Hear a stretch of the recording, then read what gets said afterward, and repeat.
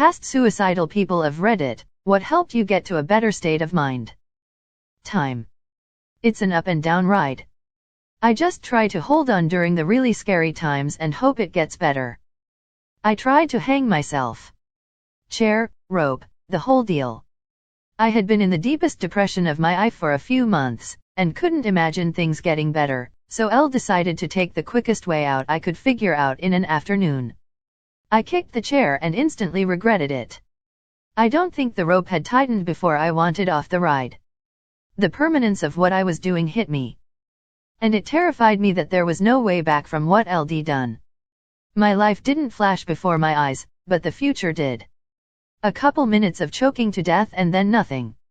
Then the ceiling fan broke. I was living in student housing at the time, and everything was built on the cheap, and none of it was very sturdy. I hit the ground, the fan hit my head, and I got the rope off. I went to student counseling and told them what I'd just done. They sent me to a mental hospital for a couple days to figure out if medication was a good option. It was, and I'm doing better now, for the most part. That was almost 10 years ago now. I've been in deeper depression since then, but I never made another attempt because the terror of that moment, when there was no way back, has always been stronger than anything else I've felt before or since. I got a good job with a steady schedule and health insurance. Turns out not being stressed and exhausted all the time is good for my mental health. Fluoxetine, Prozac. Medication is a boring answer, but it's what worked for me. Live in the UK FYI. Truthfully, I don't think I ever really got into a better state of mind. I've just always been more afraid of the pain of dying than I have been in despair at living. But moving out on my own, gaining independence, and meeting my wife really did improve a lot of my outlook and willingness to persist. Things got better and now I'm willing to see where they go from here. Medication was the key factor for me. Therapy is important, but you can't think yourself better if your brain chemistry is misfiring. I had to quit drinking and drugging. My alcoholism made me very suicidal at the end. I had to face my addictive demons and be honest with myself. My favorite thing in the world was destroying my life. I was so ready to end it all. And I was so terrified to give the booze up. But finally talking to others openly and honestly about my addictions made dealing with how I felt so much easier. Focus on one victory a day. You woke up? You fucking win. You got out of bed? That's a major fucking win. You brushed your teeth? Holy shit. You win again. For me, no matter how insignificant the win may seem, you did what someone didn't. Even if it's just opening your eyes from the constant drain that depression brings. Get help. There are hotlines, and as cheesy as it is, if you really struggle and made a plan, fucking call them, or 911. It's not a failure to call for help. It is a failure if you don't say what you feel. Little victories, every day, lead to triumphs. Typing that sounds cheesy as hell, but it's true. I believe mainly the antidepressants I am still on. A short while after my girlfriend and I became an emergency home for a rescue dog, she stayed with us for 5 months and changed my life. Meds, time, secular Buddhism, meditation, staying busy and exercise, which I don't do, having some favorite songs to bust out when starting to go down the hole, hope. The realization that none of us are going to make it out of life alive. So why rush to end it now?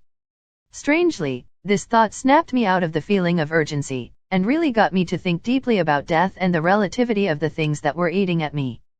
I still suffer from time to time, but I don't look to death as immediate relief. Breaking up with my ex. I had no idea how bad it was affecting my mental and physical health until I was finally done. I went from being suicidal and constantly getting sick to actually smiling and laughing daily and barely ever getting sick. Patience and learning to understand my thoughts/emotions. Learning how to break down my feelings and digest them in a positive manner was the most life-changing tool for me. With that being said, times that I was most overwhelmed, I made it a priority to allow myself time for solace and to surround myself with positive people. It's imperative that you feel the things you are feeling instead of ignoring them and bottling up. Feel, digest, and create something positive out of the experience. I'll add only this, sometimes the people in your life like mom, dad, grandma can be terrible at giving consoling words, like woeful. I had a big moment when I realized the person I looked to comfort was an ardent lecturer and couldn't give me comfort or peace because of her own negative toxic bullshit.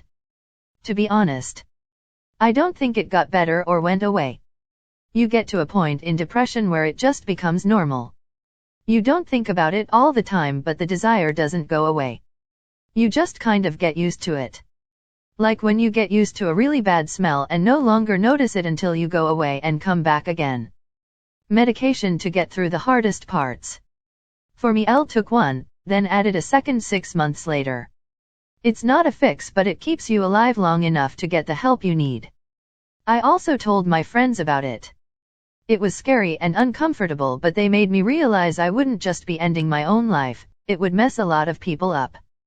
Now I can say I'm ending both medications and able to live a more normal life. Learning things and being productive. I always liked being on my own, so I used my time alone to learn all sorts of new hobbies. At first they were a good distraction from what was going on in my head, but it also feels good to see some of the learning pay off. Like, hey, I made this, or I fixed that broken part. I got to rebuild a few cars, build furniture and computers, and make some cool art. There is all sorts of information online these days to learn whatever you want. But it didn't happen overnight for me. If you or anyone here are having those thoughts, please get help. The worst thing you can do is hold it all in. That's what I did, and the ramifications from doing that almost killed me. If I can accept that I am able to kill myself, why not embrace life as if I am already dead and live it without any particular worries or resentment? Maybe it's a dangerous idea, but in this notion I found a sense of freedom that I didn't have before. I finally got to a point where I realized I either had to end it or try, because just being massively self-destructive didn't help at all. I decided to just try and see where it led me, and if it was really that bad, at least I'd be sure. Realistically, once I quit, the self-destructive habits felt much better already, and it's been mostly uphill since. I think really being honest with yourself and using that self-awareness to build yourself back up is more important than anything. Otherwise, you're just sabotaging yourself with every other step. My cat. I have a boyfriend, a loving family and everything, but every time I was going home from work, I was like, if I die right now, they'll miss me for a while, but they'll get better. Then we got a cat. And she's awesome. She's like a dog. When I come home, she's behind the door, waiting to be pet. She plays fetch, she cries when I'm away for too long. Andy started to tell myself, if I never come home, my family would get through this.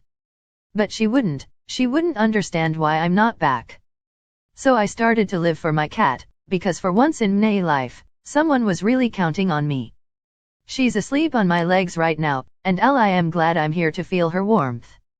So you know how like some computer shit has number overflow where the number exceeds the limit and then it loops back around to lower limit? Well, that's basically me. After my third suicide attempt, I hated myself so much I felt I deserved to suffer through my shitty existence, and that was 4 years ago. I don't really think I ever really got into a better state of mind, just not actively trying to end myself now. My state of mind was so awful it looped around to me doing something good for myself. Honestly, it was realizing just how little I mattered. If I had died any of the times I tried, I was surprising bad at suicide, even amazed my doctors twice, no one would have really mourned me and some people would be relieved. I was 16 and invisible. A nobody that a few people wanted dead, or at least to shut up. I suddenly realized that if I did die they would win. I didn't want the people who hurt me to win. So, I decided to live to spite them. Then the longer I lived I realized that I could get my hope back. Hope for a better tomorrow. Hope for a better life. Hope to live. Hope for love. I recommitted to Christ. Today, I live for my kids and the possibility that one day I will find love. Although the second one seems to get dimmer every day. I am almost 38 and haven't had a date in 2 years. Anyway, I now try to count at least 3 blessings every day. I don't feel depressed anymore. I am better.